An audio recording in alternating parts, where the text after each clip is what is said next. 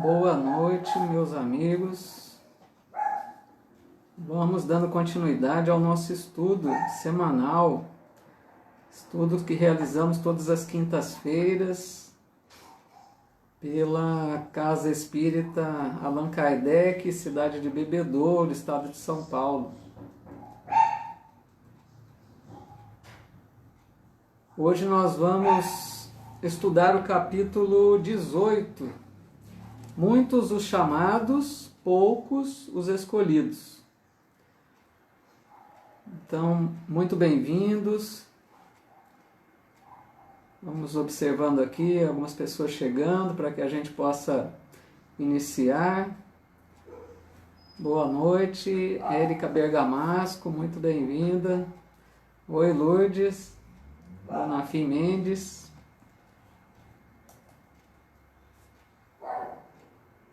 Já percebi que mais algumas pessoas já entraram. Quero só reforçar um lembrete que a gente faz de vez em quando, que estes vídeos que nós fazemos aqui, essa transmissão ao vivo, né? Mas esses vídeos são disponibilizados também no canal do YouTube. No canal, basta pesquisar como Casa Assistencial Espírita Allan Kardec. E se você quiser se inscrever no canal, cada novo vídeo ele é divulgado, né? Vai um aviso para que possa acompanhar. De repente, se quer rever algum vídeo anterior, algum capítulo que ficou lá para trás, né? Então dá para acompanhar também pelo YouTube, tá bom?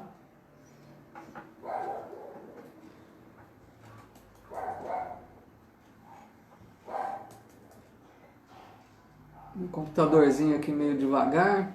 Natália Silva, oi Natália, boa noite, bem-vinda. Miguel Arruda Rodrigues, boa noite. A Vera também entrando. Maria Tereza Santana, bem-vindos, pessoal. Meire Faustino também entrando aqui com a gente. Cláudio Meda, sempre junto, né, Cláudio? Legal, obrigado pela companhia, pela presença de vocês. O Saulo Pita também, boa noite, Saulo. Pessoal, então, convido vocês para a gente fazer uma oração, como é de costume nosso, né? A gente faz a nossa oração inicial, pedindo as bênçãos de Deus para mais este estudo, tá bom? Então vamos nesse momento buscarmos elevar o nosso pensamento até o nosso Mestre Jesus, rogando a Ele abençoe a cada um de nós nesta hora. Nós que nos encontramos nas mais diversas localidades, mas que estamos unidos nesse momento, graças à tecnologia, à internet, que nos possibilita esta bênção.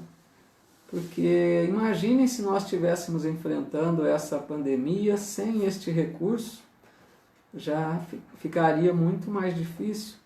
Então é mais algo que a gente agradece também a Deus ter nos permitido essa conquista, né, da tecnologia.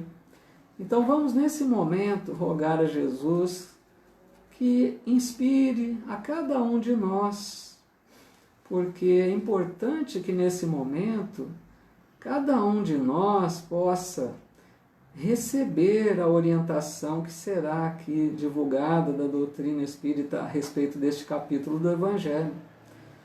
Porque nós já entendemos que não basta o conhecimento, é preciso que a gente assimile esse conteúdo e coloque em prática na nossa vida. Então que Jesus nos abençoe para que a gente receba mais esta orientação que Ele nos oferece da melhor forma possível, ajudando a cada um de nós a nos melhorarmos, que é esse o nosso objetivo. A cada dia possamos ser um pouquinho melhores. E que Jesus abençoe então os nossos lares, família, que fiquemos em sua santa paz. Que assim seja. Muito bom, pessoal. Vamos ver aqui. A Fátima também. Fátima Ferreira, né?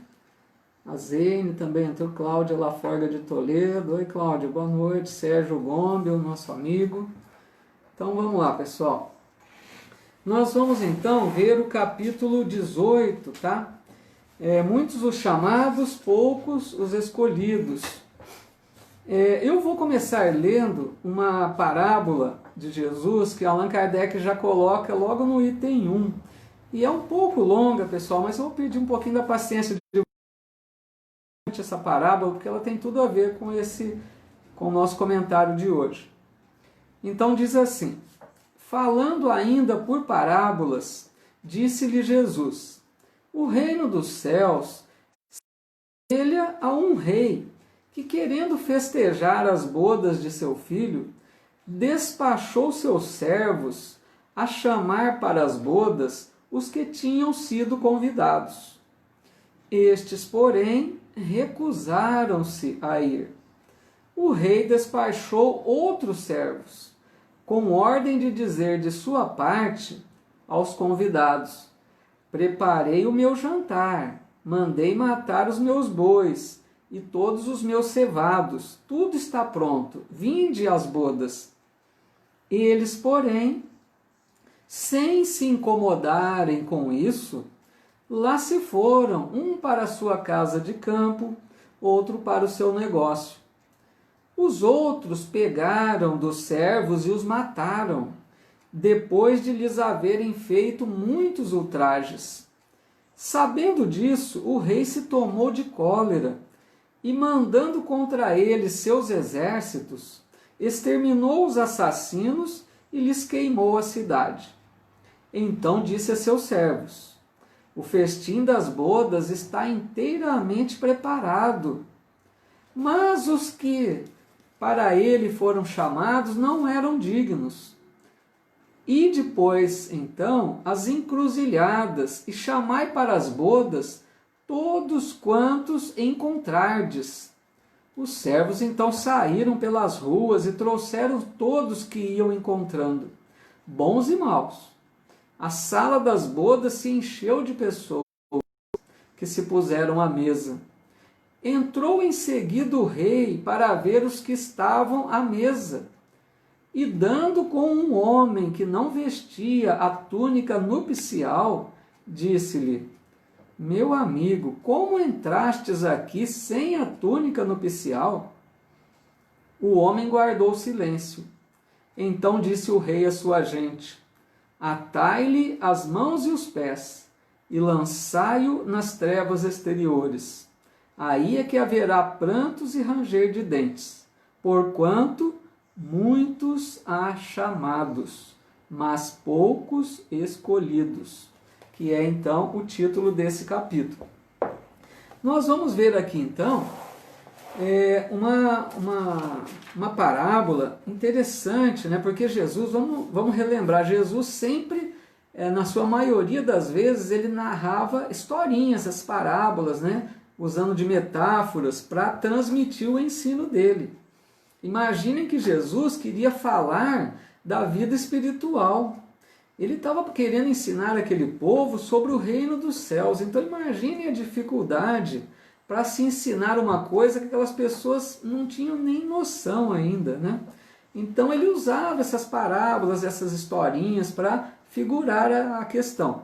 E aí Allan Kardec diz que os incrédulos, lendo essa parábola, acham, né, cômica até, porque dizem: por que tanta dificuldade para se ir a uma festa? Não faz sentido isso.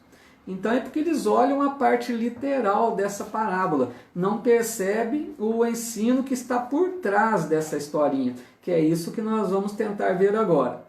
Então, Jesus compara o reino dos céus com uma festa, por isso que ele diz que o rei chamou os convidados para irem àquela festa. Por que ele compara com uma festa? Porque o reino dos céus é um lugar de alegria, de ventura, de paz, onde a gente se sente bem, né? Então ele comparou com uma festa, para dar ideia para aquele povo, aquilo que era mais alegre, né, para as pessoas seria uma festa. Então ele está comparando essa festa com o reino dos céus. Os primeiros convidados que foram chamados pelos servos do rei, diz lá na parábola que eles recusaram o convite. Imagine então que o que Jesus está querendo dizer? Os primeiros convidados a conhecer, a conquistar o reino dos céus, a viver de acordo com a palavra de Deus, com a mensagem divina. Então, quem foram os primeiros convidados? Allan Kardec nos diz, amparado pelos Espíritos, que foram os hebreus, aquele povo de Israel, os primeiros que receberam esse convite para seguir os ensinos, para conquistar o reino dos céus. E é interessante que esse povo hebreu, dentre a humanidade, era aquela nação que era monoteísta. Eram aqueles que acreditavam no Deus único, porque, em geral, as pessoas daquela época cultuavam vários deuses, Eles eram politeístas. Eles, então, muita gente se lembra dos romanos, a gente vê muito em filmes, Era Deus disso, Deus daquilo, e eles ficavam cultuando aquelas estátuas, aqueles deuses, Então, esse povo de Israel, eles acreditavam em Deus único, eles eram monoteístas. Então, foram os primeiros a serem convidados. Mas, apesar de serem monoteístas, eles não como diz aqui, recusaram o convite, quer dizer, não conseguiram de primeira mão, de início, aceitar essa proposta de conquistar o reino dos céus. Eles tiveram muitas dificuldades para seguir a lei divina, Então, por isso que até diz aqui que muitos dos servos do rei foram até massacrados. Quem eram esses enviados do rei para convidar? Eram os profetas, porque naquela época muitos profetas, que eram homens sábios, inspirados, muitos médiuns, esses espíritos de boa elevação que encarnaram para divulgar a mensagem divina. Entre eles, podemos lembrar de Moisés, que foi a primeira grande revelação da lei divina. Então, esses primeiros servos que Deus enviou à terra para convidar, ou seja, para falar do reino dos céus. E muitos deles foram massacrados, não foram ouvidos. Aqueles convidados rejeitaram, recusaram. E aqui diz também que outros também não se interessaram, preferiram cuidar de seus negócios, da sua casa de campo, ou seja, aquela ideia de que estavam muito ligados às coisas materiais, não estavam ainda prontos para receber o ensino espiritual, falar das coisas da alma, não se interessaram de início por esse convite, E além de Moisés e dos profetas, Deus enviou um servo muito especial para fazer esse convite, que nós sabemos foi o Mestre Jesus. Jesus foi aquele que veio também da parte de Deus para convidar a humanidade para conquistar o reino dos céus, para ir para essa festa, como diz aqui, E o que aconteceu quando Jesus veio? Muitos e muitos repeliram a palavra, o ensino de Jesus e o imolaram, Ele sofreu tudo aquilo que nós sabemos. Imagine, apesar de tudo que Jesus ensinava, aquela pureza, dá para a gente imaginar como deve ter sido essa época de Jesus na terra, falando do reino dos céus, vivenciando os ensinos, isso que é mais importante, porque muitos relembram isso, porque a mensagem de Jesus está presente até hoje, porque ele não só ensinou, mas ele viveu aquilo que ele falava. E mesmo com toda aquela pureza, com aquela palavra carregada de amor e de ensinamentos sublimes, muitos não tiveram olhos de ver e ouvidos de ouvir, e o condenaram à morte, Aí então, como diz aqui na parábola, quando o rei percebeu que todos aqueles que eram convidados recusaram, rejeitaram, e até maltrataram os seus servos, o que o rei manda fazer? Vão então por toda parte, diz lá, vão para as encruzilhadas, ou seja, em qualquer lugar, chamar aqueles que vocês encontrarem. O que representa essa metáfora? Representa que os enviados de Deus foram então convidar para o reino dos céus, além da nação de Israel, por toda a terra, ou seja, não só aquele povo que era monoteísta, mas o convite se estendeu para todos. Então, todos estavam sendo convidados a conquistar o reino dos céus, né, a chegar a essa festa, né?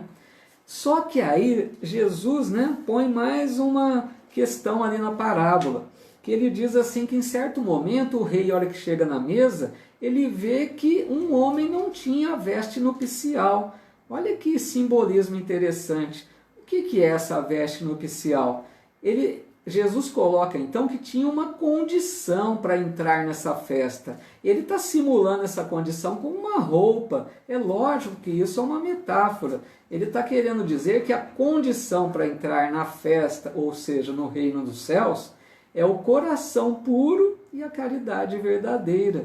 Então é preciso ter o coração puro, é preciso ter caridade para se chegar a essa festa, ao reino dos céus. E por isso que ele diz então que poucos são dignos dessa festa, poucos são dignos do reino dos céus.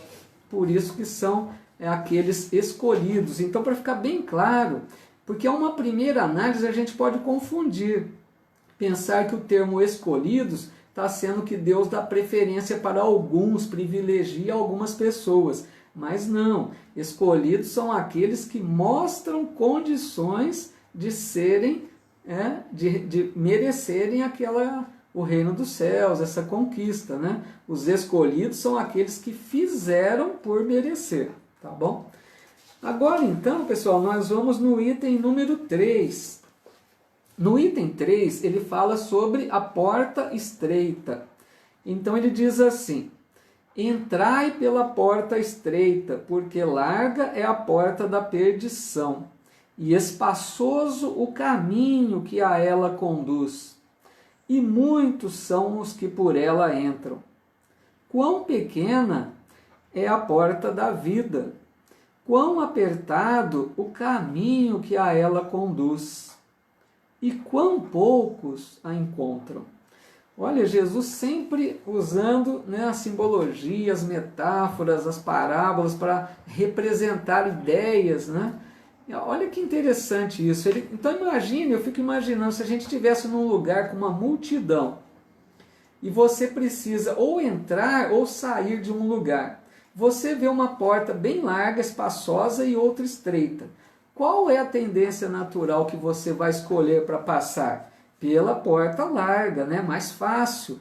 Ali você tem menos dificuldade de entrar ou de sair, certo? Essa é a ideia que ele quis passar. Então, o que ele fala? A porta larga, que é aquela mais fácil, que não oferece dificuldade, ele está representando como a porta da perdição, de todos os vícios, de todas as paixões más, que ele diz que a maioria com ela se acerta. Porque passar pela porta larga quer dizer a pessoa que não faz esforço para se melhorar, não faz esforço para vencer imperfeições, deixa como está, vai arrastando a sua vida na maior facilidade possível, sem se colocar nenhum obstáculo para vencer, não quer enfrentar dificuldades. Então ele diz que é a porta mais fácil, com aquela que muitas vezes a gente busca na nossa vida. Porque a porta estreita, diz Jesus, é a porta da salvação. É aquela que vai exigir esforço, vai exigir renúncia, vencer as más tendências, e poucos são os que se acertam com ela. Aí basta a gente analisar quanto da nossa vida nós estamos, quando a gente sabe que algo não está correto, será que a gente está se esforçando, mesmo que aquilo traria para nós uma vantagem, a gente acha até que é uma vantagem, será que a gente renuncia, será que a gente se esforça para deixar de lado aquilo que não é bom para nós como espíritos? Às vezes interessa as nossas paixões materiais, mas como espírito, não. Então aí é que está a questão do esforço, que vale a pena passar pela porta estreita. Então Allan Kardec lembra que Acontece esse quadro da porta larga ser mais procurada porque ainda estamos no mundo de provas e expiações, onde o mal ainda está presente, as más paixões, né?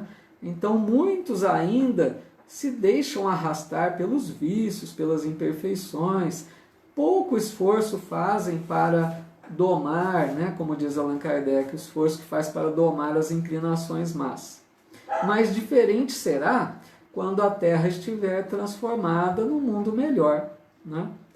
Bom, agora nós vamos analisar o item número 6. No item número 6 diz assim: nem todos os que dizem Senhor, Senhor entrarão no reino dos céus. Então é uma passagem que Allan Kardec coloca do Evangelho escrito por Mateus, tá?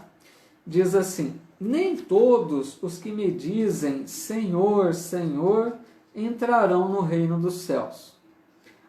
Apenas entrará aquele que faz a vontade de meu Pai, que estás nos céus. Muitos nesse dia me dirão: Senhor, Senhor, não profetizamos em teu nome? Não expulsamos em teu nome o demônio? Não fizemos muitos milagres em teu nome? Ou então lhes direi em altas vozes: afastai-vos de mim, vós que fazeis obras de iniquidade. Então, nesta passagem aqui, é um alerta importante também que Jesus está nos deixando, aquela questão, porque assim, quando as pessoas reconhecem, vamos imaginar, se nós reconhecemos que Jesus é realmente o Filho de Deus, né, que veio, o Messias esperado, nós imaginamos a grandeza de Jesus, pelo fato da gente reconhecer isso, é como se nós estivéssemos dizendo Senhor, Senhor, da boca para fora, porque nós estamos reconhecendo. Mas aí vem Allan Kardec questionando: de que adianta reconhecer, dizer palavras, se nós não seguimos os seus ensinos? Então Allan Kardec vem lembrar que os atos exteriores de devoção, como por exemplo orações, rituais que a gente possa fazer, mesmo para nós espíritos, vamos encaixar para nós, né? Mesmo que a gente tome por base, eu preciso frequentar a casa espírita, eu preciso participar da reunião mediúnica, eu preciso aplicar passe, isso são atos exteriores. Será que nós estamos no nosso íntimo cumprindo a vontade de Deus que espera para nós, que é a mudança dos nossos sentimentos mais íntimos, trabalhando as nossas imperfeições, agindo com amor verdadeiramente nos nossos atos da vida, né? Porque imagine, se a gente ficar em oração o dia inteiro e aquilo for apenas da boca para fora, não adianta. É melhor que a gente estivesse em ação, ajudando alguém, do que rezando, orando um dia inteiro. Então a oração é muito importante, mas ela precisa ser aliada com a ação, com a prática. Por isso que fala, né, orar e ação, quer dizer, oração. Até fizeram essa combinação outro dia aí pela internet, que é muito legal, né? Precisa ter a oração e a ação, a prática do bem, né? Então é um alerta para que a gente não pense que basta apenas a gente pedir, basta apenas a gente ficar reconhecendo que Jesus é o Mestre, né? Que Deus é nosso Pai, a gente reconheça tudo isso, mas se a gente não se modifica, pouco adianta. Então disse assim Jesus, né? Afastai-vos de mim, vós que desmenti com os atos o que dizei com os lábios. Ou seja, a pessoa que fala uma coisa e faz outra, né? Então ele diz que é preciso que a gente tenha a prática sincera da lei de amor e caridade, tá?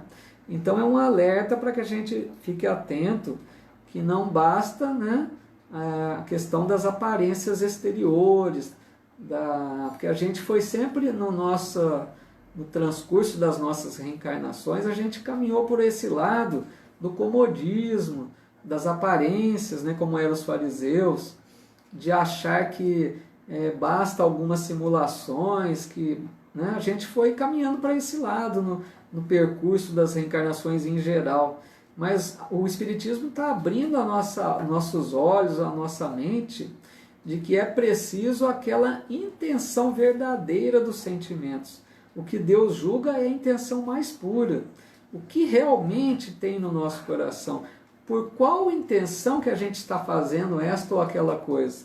Então é isso que precisa. E agora nós vamos então no item número 10. No item 10 diz assim: muito se pedirá aquele que muito recebeu. Aqui um alerta, né, que até muitos companheiros a gente ouve, até pessoas dizerem que às vezes nem querem conhecer a doutrina espírita, imaginando que quanto mais ele souber, mais ele vai ser cobrado, né? Vamos até comentar um pouquinho.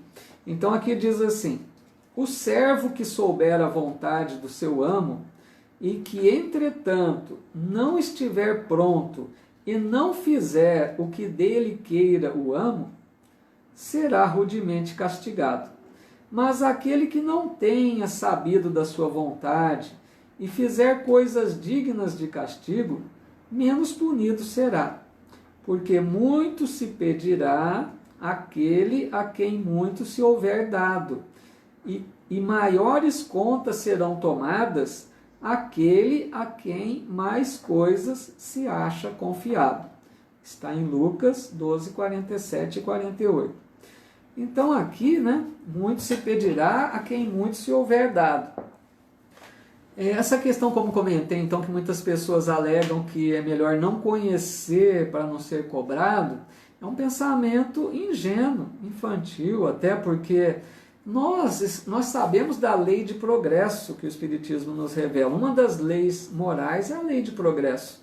Todos nós caminhamos para progredir. Nós, mesmo que não queiramos, um dia vamos ser levados a esse progresso. Nós precisamos progredir. Então, é importante que a gente avance no entendimento para que a gente realize cada vez melhor. É a mesma coisa que fugir de algo que é bom. Essa ideia, lógico que nós vamos ser mais cobrados, mas se você sabe mais, você tem condição de realizar mais, né? Então, Allan Kardec lembra que os espíritas realmente, muito será pedido, porque o Espiritismo coloca as máximas do Cristo ao alcance de todos nós.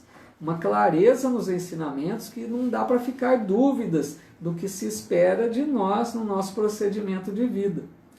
Só aí Allan Kardec lembra que muitos espíritas, às vezes, ainda estão naquela fase inicial do conhecimento espiritual.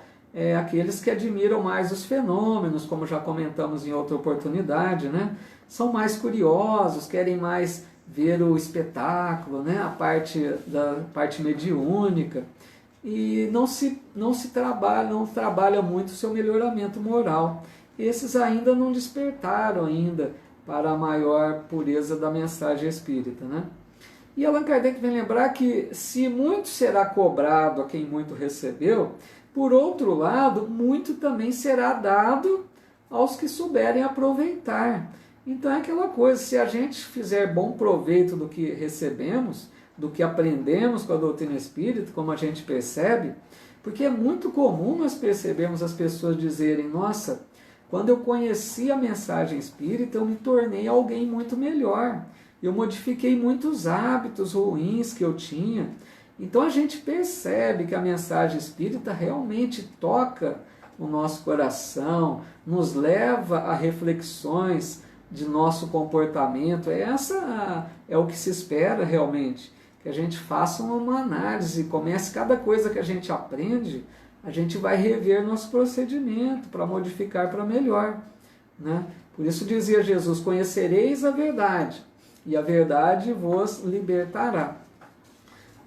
E agora então nós vamos no item número 13, já agora entrando naquela parte que chama Instruções dos Espíritos, onde tem as mensagens que eles deixam, né, psicografadas, a respeito do capítulo. Então vou ler aqui um trechinho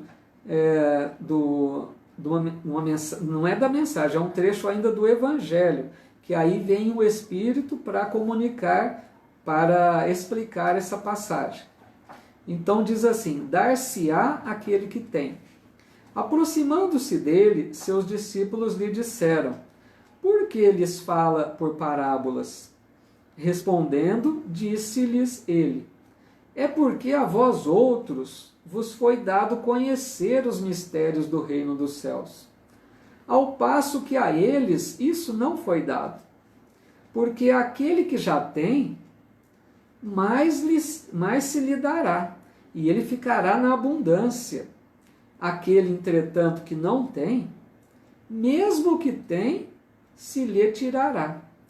Por isso é que lhes falo por parábolas, porque vendo, nada veem, e ouvindo, nada entendem nem compreendem. Neles, nos mistérios dos reinos dos céus, se cumpre a profecia de Isaías, quando diz: ouvireis com os vossos ouvidos, e nada entendereis. Olhareis com os vossos olhos, e nada vereis. Então essa passagem é comentada por um espírito nessa instrução dos espíritos, é um espírito amigo. Porque essa passagem aqui pode realmente também dar uma ideia errônea de interpretação. Porque a pessoa pode ser levada a pensar assim: por que se aquele que tanto tem, mais vai dar a ele? Se ele já tem tanto, e aquele outro que tem pouco ainda vai tirar o que ele tem? Pode parecer meio esquisita essa colocação, né? Como tantas outras que Jesus faz, que é preciso tirar o espírito da letra, entender a profundidade do ensino contido nessas palavras e não se ater à parte literal do texto, né? Então esse espírito amigo vem explicar: aquela pessoa que tem bastante, né? É aquela pessoa que recebeu o ensino divino, tomou o sentido da palavra divina, recebeu e assimilou esse ensinamento do alto. Agora, por que ele tem muito? Porque ele se tornou digno de merecer isso. Ele se esforçou para conquistar essa condição. É aquela pessoa dedicada a aprender, dedicada a vivenciar os ensinos na sua vida. Então Deus aumenta cada vez mais, porque aquela pessoa está buscando isso. Então quanto mais esforço essa pessoa faz, mais ela vai recebendo, mais ela vai se aprofundando nesse conhecimento e nessas virtudes, mais ela vai então desenvolvendo o reino dos céus em si. Porque o reino dos céus é uma conquista íntima, né? Nem comentei antes, porque já falamos em outras vezes. O reino dos céus não é um lugar geográfico que está aqui ou está ali.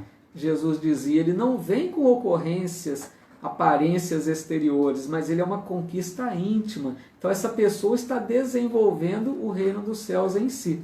Agora, aquele que não tem, como diz aqui, imagine como aquela parábola do semeador, aquelas sementes que caíram à beira da estrada, naquele chão duro, vieram os pássaros do céu e comeram.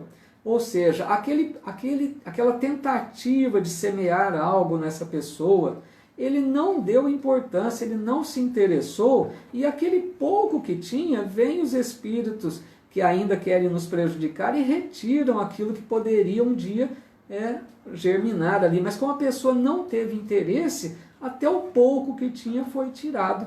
Então olha o sentido, né? Depende então totalmente do esforço, da dedicação que a gente faz para aumentar, né, aquilo que nós já podemos ter em nós. Ele dá até um exemplo aqui que eu achei interessante, de um filho que recebeu uma terra de herança do pai. Imagina, o filho recebeu um terreno ali para ele plantar. Esse filho, o que ele fez? Ele não cultivou, não tratou a terra, não semeou. Aí surgiram ervas daninhas, né, parasitas, e aí não teve colheita. Aí a pergunta, foi seu pai que tirou a colheita que ele poderia ter recebido, né, daquele campo? Não foi. Então é nesse mesmo sentido, é a negligência, é a culpa daquele que não se dedicou, não se esforçou para ter algo de bom. Assim nós já vamos chegando ao encerramento. Eu vou ler só um trechinho aqui do item número 16, para a gente concluir então.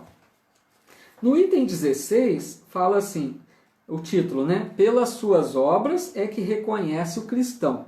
Eu não vou ler o início, se alguém está acompanhando aí com o livro. Eu vou ler só os dois últimos parágrafos, tá? Que é bastante bem bonito. Que é uma mensagem do espírito Simeão. diz assim: o divino Salvador, o justo por excelência, disse, e suas palavras não passarão. Nem todos os que dizem Senhor, Senhor, entrarão no reino dos céus. Entrarão somente os que fazem a vontade de meu Pai que está nos céus. Que o Senhor de bênção vos abençoe, que o Deus de luz vos ilumine, que a árvore da vida vos ofereça abundantemente seus frutos. Crede e orai. Simeão. Então assim a gente vai encerrando esse capítulo, mais um capítulo, né? Estamos já bem próximos aí, não bem próximo não, mas já passamos bem da metade do livro, né? Na próxima semana estudaremos o capítulo 19, A Fé Transporta Montanhas, um capítulo bem interessante também, falando sobre a fé, né? Eu quero só, antes da gente encerrar, deixar mais um convite aqui para vocês, antecipando, porque depois vai ser divulgado, né, pela Sociedade Espírita lá de Ribeirão Preto, que no próximo domingo, às 19 horas, né, neste domingo agora, dia 16, nós vamos realizar outra palestra, mais uma live. Então quero convidar vocês, amigos que nos acompanham, para esse domingo às 19 horas, nós vamos desenvolver o tema A Paz do Mundo e a Paz do Cristo. Será no Facebook também, né, pela Sociedade Espírita Allan Kardec, da cidade de Ribeirão Preto. Tá bom? Todos convidados aí para participar com a gente. Então nós vamos nos preparando para o nosso encerramento. Se alguém então quiser, né, se prefere assim, quiser pegar o seu copinho com água, para que a gente peça a Deus que nos permita fluidificar essas águas e nos ajudar, né, no nosso bem-estar, é mais um recurso que a gente tem. Vendo aqui também o nosso amigo Caio Zuf, esteve presente aqui com a gente, né? Deixa eu ver aqui, esse computador trava demais. O Tiago Zanqueta, também de Almeida, um grande amigo lá da Casa Espírita Rafael Latorre, um abraço, Tiago. O Marcos também, né? Nossa, aqui está muito lento.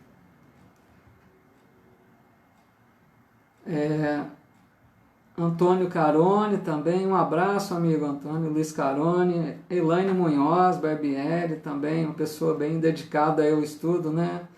Muito bem-vindos. A Daniela Pimenta Neves, que legal, a Zaide. Nossa, muita gente aqui conosco, que bom. Maria Auxiliadora. Pessoal, eu fico muito feliz que estejam nos auxiliando aí com a presença, com a vibração de vocês, que a gente sente todo esse carinho, essa dedicação. Não vou conseguir nem ver todos aqui, mas olha, eu deixo o meu agradecimento sincero a todos. Eu sempre leio depois todos os comentários, as mensagens que vocês deixam. Eu tenho muito carinho, muita gratidão por tudo que vocês incentivam para que a gente continue esse estudo tão simples aí, mas de boa vontade, né? Então, vamos agora fazermos a nossa oração para que a gente possa manter esse clima de paz, que a gente possa continuar nessa vibração elevada. Vamos, nesse momento, agradecermos a Deus, nosso Pai, sempre agradecer. Apesar de todas as dificuldades da vida, que nós despertemos para essa importância da gratidão. Agradecer o Pai de infinito amor, infinita misericórdia, que tanto faz por todos nós. Que a gente não se esqueça disso. Deus não é como nós, seres humanos. Deus é o Pai infinitamente amoroso, inteligência suprema do universo, como dizem os Espíritos. Deus é o Pai que ama todos os seus filhos incondicionalmente. Ele ama até aquelas pessoas que estão presas ao mal, que estão hoje cometendo crueldade, Deus ama profundamente. Então, se Ele ama até aquele que faz o mal, Ele não vai amar a todos nós que estamos nos esforçando. Por que a gente vai se desesperar de pensar que estamos abandonados, de que estamos enfrentando momentos difíceis da vida, que chegamos a pensar que não merecemos? Por quê? Questionamos Deus muitas vezes. Deus só nos oferece o melhor, mas já entendemos, muitas vezes precisamos da lição dura, do remédio amargo, mas vamos pedir a Deus forças, coragem, vamos agradecer a nossa família, a nossa vida, quantas bênçãos nós temos em nossa vida. Basta que nós olhemos à nossa volta, quando a gente achar que estamos em situação difícil, se nós olharmos à nossa volta, vamos perceber que tem pessoas carregando cruzes bem maiores que a nossa. Não vamos nos deixar levar pela revolta, pelo desânimo, pela reclamação, mas vamos pedir forças a Deus, agradecer. É uma bênção a vida. A gente precisa entender algo muito importante. Nós somos seres espirituais. Nós não somos esse corpo de carne e osso que dura poucos anos na terra. Nós somos um espírito que não vai morrer. Será que quanto nós vamos demorar para compreender isso? Nós precisamos nos ver como espíritos. E se nós entendermos assim, nós vamos ter mais força para superar momentos que afligem mais as questões materiais. Como disse Chico uma vez, que a gente não esqueça isso. Certa vez perguntaram a Chico, e se acontecer uma guerra nuclear e destruir o planeta? Ele responde tranquilamente, Deus arruma outro planeta para a gente morar, porque nós não somos esses corpos que estão sujeitos à morte, nós somos espíritos. Deus nos concedeu um presente maravilhoso da imortalidade. Não vamos morrer. Tenhamos esse pensamento sempre. Então, a nossa gratidão por começarmos a entender esse presente maravilhoso. Nós somos filhos de Deus, filhos da luz, filhos do amor. E nosso destino é crescermos em direção a Deus, nosso Pai.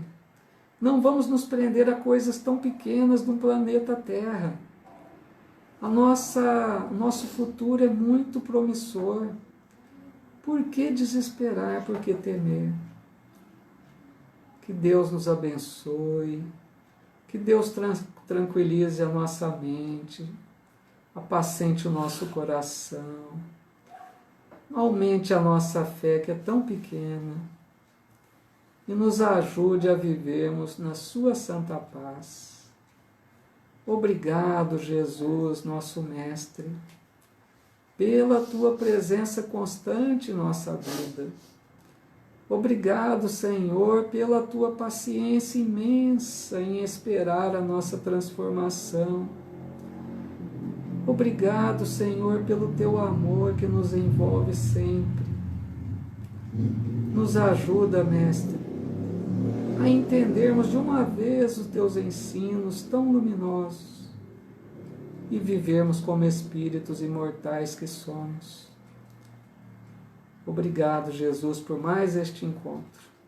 Permita, Senhor, que bons espíritos amigos fluidifiquem essas águas que aguardam, para que ali seja depositado algo que nos fortaleça, que nos reanime, que nos dê mais coragem, mais disposição para a nossa vida. Em teu nome, vamos encerrando mais essa atividade. Então, meus amigos, muito obrigado por mais este momento juntos. Muita paz a todos vocês. Que Deus abençoe a cada um, todos os lares. E até a próxima semana, ou até domingo, para aqueles que puderem estar conosco nesta live. Um abraço, muita paz, fiquem com Deus.